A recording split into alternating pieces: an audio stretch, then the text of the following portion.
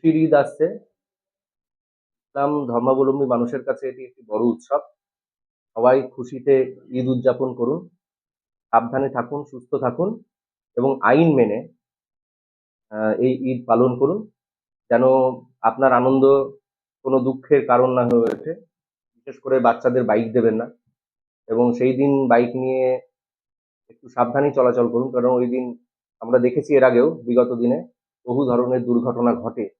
এইগুলো যেন না ঘটে, এই উৎসবের দিনে যেন কোনো বাড়িতে শোকের ছায়া নেমে না আসে, তার দিকে লক্ষ্য রাখবেন। আবারও প্রত্যেককে আগামীর ঈদ উজ জোহার, অনেক অনেক শুভেচ্ছা। খুব আনন্দের সঙ্গে ঈদ উদযাপন করুন। ঈদ মুবারক। দেখুন, আবেগটা কি শুধু মুসলিম সম্প্রদায়ে থাকতে আছে? হিন্দু সম্প্রদায়ের কোনো আবেগ নেই? তাদের আবেগ থাকতে নেই? আর এরকমও তো নয় যে গরু ছাড়া অন্য কিছু কুরবানি দেওয়া যায় না। ছাগল কুরবানি দিলে অসুবিধাটা কোথায়? আজকে মুসলিম ধর্মে যেগুলো নিষিদ্ধ, সেই প্রাণীটি যদি তাদের পাড়ায় একজন হিন্দু ধর্মাবলম্বী মানুষ বলি দেয় বা কাটে, তাদের ধর্মীয় আবেগের আঘাত লাগবে তো, কষ্ট হবে তো। ঠিক তেমন একজন হিন্দু সমাজ গরুকে গোমাতা বলে পুজো করে, তাকে যখন কাটা হয় তখন সেই হিন্দুটার বুকেও কিন্তু আঘাত লাগে।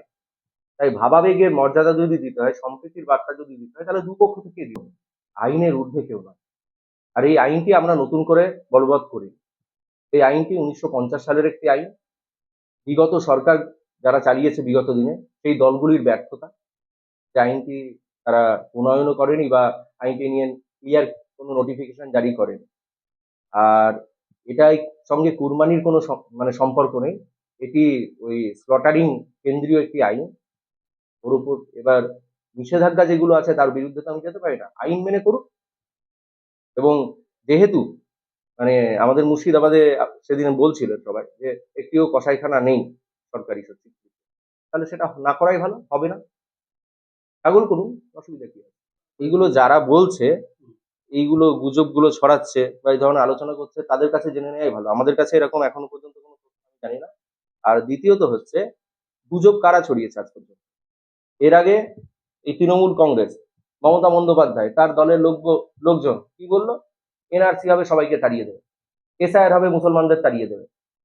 কি এগুলো? এনআরসি তো রেজিস্ট্রেশন, নাগরিক পঞ্জীকরণ, সেটাকে কি বললো? বাদ দিয়ে দেওয়া দরকার।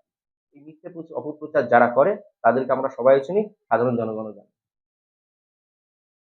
একটাই আমি জনগণের উদ্দেশ্যে বলবো, একদম ভীত সন্ত্রস্ত হবেন না। যারা বৈধ ভারতীয়, তাদের চিন্তার কোনো কারণ নেই। সরকার আপনাদের সঙ্গে আছে। বিজেপি সরকার গোহত্যা নিষিদ্ধ করেছে, আর কুরবানির সঙ্গে এর কোনো সম্পর্ক নেই। এটি একটি আইন 1950 সালে, 1950 সালে তৈরি একটি আইন। সেই আইনটা জাস্ট প্রণয়ন করেছে। এবার সেখানটায় এখানে সেই রকম যদি ব্যবস্থাপনা আগের সরকার না করে থাকতে পারে, সেটা তাদের ব্যর্থতা, তার দায়িত্ব আমাদের নয়। আমরা কখনোই কুরবানির বিপক্ষে নই। প্রত্যেকটা ধর্ম তাদের ধর্মীয় রীতি, ধর্মীয় রিচুয়াল প্রত্যেকটা তাদের মতো করে পালন করবে। পূর্ণ স্বাধীনতা আছে, গণতান্ত্রিক দেশ, এবং আমরা প্রত্যেককে সম্মান করি। মোদিজি বলেছেন সবকা সাথ সবকা বিকাশ।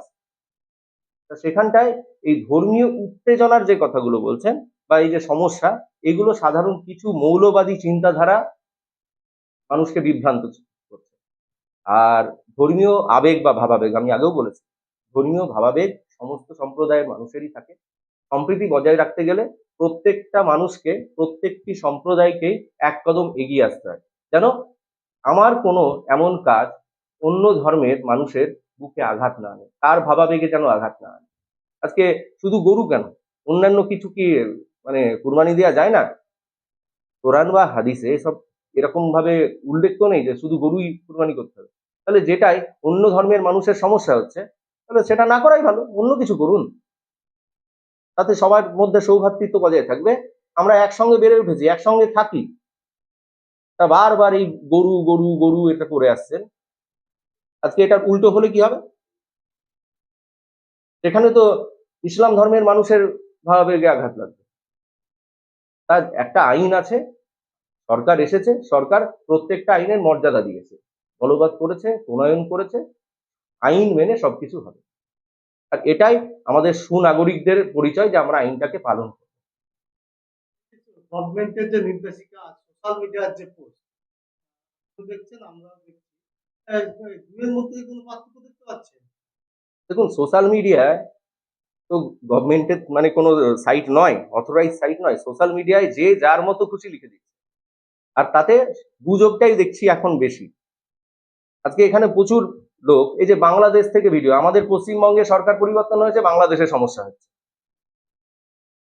মৌলবাদী যে চিন্তাধারা, সেটা আমাদের মধ্যে থেকে দূরে সরিয়ে রাখতে হবে। আমরা একসঙ্গে থাকি এই মাটিতে, এই পশ্চিমবঙ্গের মাটিতে, জল হাওয়ায় আমরা বড় হয়েছি। ভারতবর্ষ আমাদের দেশ, এটা আমাদের গর্বের। অনেকেই গরু কিনে ফেলেছেন, ভাবছে তারা গোপনেও মানে কুরবানি করবে গরু, তাদের জন্য প্রশাসনের ভূমিকা কি হবে? দেখুন, প্রশাসন তো আইনের বাইরে যেতে পারে না। গোপনে করুক আর যাই করুক, যদি প্রশাসন জানতে পারে বা প্রশাসনের কাছে কমপ্লেন আসে, প্রশাসন আইন অনুযায়ী কাজ করবে, অ্যারেস্ট করবে। আর আরেকটা বিষয় বলে দিচ্ছি, আমি সাধারণ মানুষের উদ্দেশ্যে বলছি, এটা নিয়ে কিন্তু একটা জঘন্য রাজনীতিও শুরু হয়েছে। আপনাদেরকে হয়তো আশপাশ থেকে কিছু লোক বলছে গোপনে করে ফেল, কিছু হবে না, কিন্তু দেখবেন ওই দিন তৃণমূলের লোকেরাই প্রশাসনকে তথ্য প্রমাণ পাঠিয়ে বা ফোন করে জানিয়ে দেবে, দিয়ে অ্যারেস্ট করাবে। আর তারপর আপনাদেরকে বোঝাবে যে বিজেপি হয়তো আপনাদের পরব করতে দিল না, অ্যারেস্ট করছে বিজেপির প্রশাসন। তাই এই বিভ্রান্তিতে পা দেবেন না। প্রত্যেকের কাছে আমার করজোরে অনুরোধ, এই ধরনের কোনো বিভ্রান্তিমূলক কথায় প্ররোচিত হবেন না। আইন মেনে উৎসব পালন করুন, উৎসব খুশির বিষয়। আর এই যে এই পরবে এমন কোনো কিছু নেই যে আপনাকে গরুটাই কুরবানি দিতে হবে। যেখানে ধর্মীয় ভাবাবেগে আরেকটি সম্প্রদায়, হিন্দু সম্প্রদায়ের মানুষের আঘাত লাগে, বা যেটা আইন আছে, আমরাও কিছু মানবিক হই, এগিয়ে আসি সকলে মিলে, সৌভ্রাতৃত্ব বজায় রাখি। আমরা শান্তি শৃঙ্খলা সব কিছু বজায় রেখে, সৌভ্রাতৃত্ব বোধ বজায় রেখে আসুন নতুন পশ্চিমবঙ্গ বানায়। আর এই ধরনের প্ররোচনায় দয়া করে পা দেবেন না বা প্ররোচিত হবেন না।